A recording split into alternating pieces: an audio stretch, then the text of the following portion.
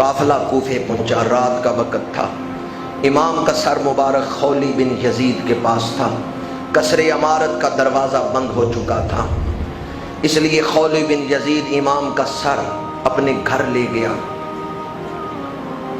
اور اس ظالم شخص نے سر مبارک زمین پہ رکھ کے اس کو ڈھک دیا برتن سے، صحن میں ایسا کیا کہ سر مبارک رکھ کے اوپر برتن سے ڈھک کے گھر کے اندر داخل ہوا تو بیوی سے کہنے لگا تو خوش ہو جا، میں تیرے لیے بہت بڑا خزانہ لے کے آیا ہوں۔ بیوی نے کہا کیا لے کے آئے ہو؟ اس نے کہا کل تمہیں بہت بڑی دولت ملے گی، میں حسین ابن علی کا سر لے کے آیا۔ مومن تھی، مومنہ تھی، کلمہ گو تھی، حضور کی عاشق تھی۔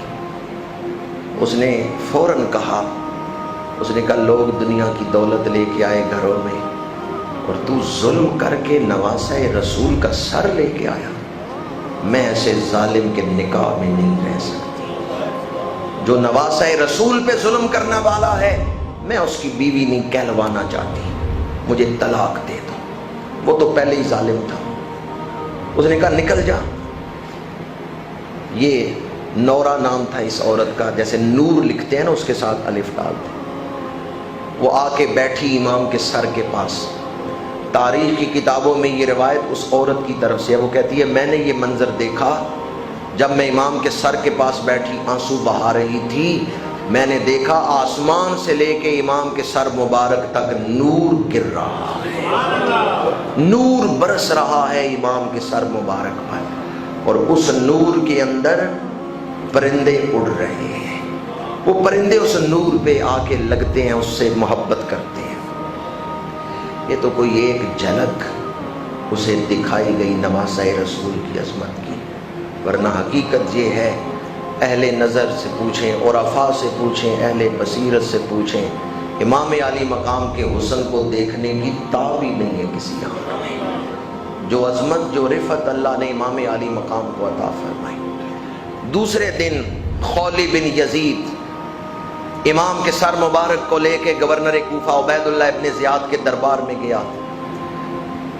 کئی دن گزر چکے ہیں شہادت کو، دھڑ کربلا میں ہے، سر کوفے میں آیا ہے، اور سر مبارک جو ہے وہ اس نے میز پہ ابن زیاد کے سامنے رکھا۔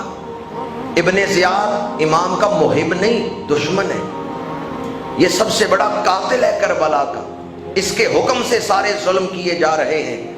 لیکن جب اس نے امام کے چہرے کی زیارت کی، اب یہ دو تین پہلو سامنے رکھیں، سر مبارک دھڑ کے ساتھ جڑا ہوا نہیں، سر جدا ہے، دھڑ جدا ہے، اور آج شہادت نہیں ہوئی، شہادت تو چند دن پہلے ہوئی ہے، سر مبارک بعد میں کوفے پہنچا ہے، اور دیکھنے والا بھی محب نہیں، دشمن ہے، پر زیارت کر کے کیا کہتا ہے؟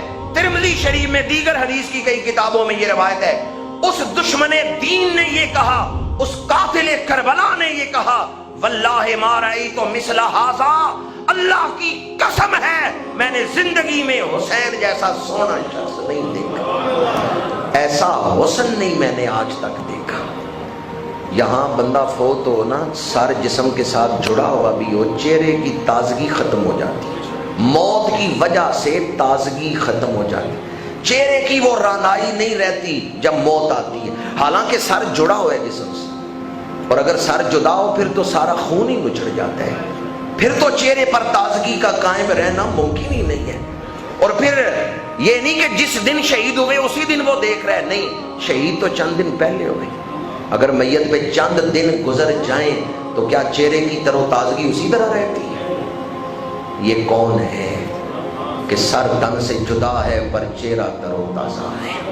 تاریخی کتابوں میں آتا ہے جب امام کا سر مبارک نیزے پہ بلند تھا اور خولی بن یزید چلتا تھا، ہوا تیز چلتی تھی تو امام کی ریش مبارک اڑتی تھی پیچھے۔ ریش، اس سے یہ بھی پتا چلتا ہے کہ امام کی ریش مبارک چھوٹی نہیں تھی، کیونکہ چھوٹی داڑھی جو ہے وہ ہوا سے اڑتی نہیں، امام کی ریش مبارک ہوا سے اڑتی تھی، اور پیچھے جو سپاہی تھے وہ دیکھتے تھے کہ ہوا چل رہی ہے اور امام کی ریش مبارک پیچھے اڑ رہی ہے۔ جو سب سے بڑا دشمن ہے، پھر دشمن حسن دیکھ بھی لے تعریف نہیں کرتے۔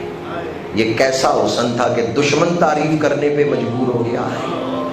جس کے حکم سے سارے ظلم ہو رہے ہیں، وہ جب امام کی زیارت کرتا ہے تو کہتے ہیں واللہ ما رأیت مثل ھذا، اللہ کی قسم ہے میں نے اتنا سونا شخص نہیں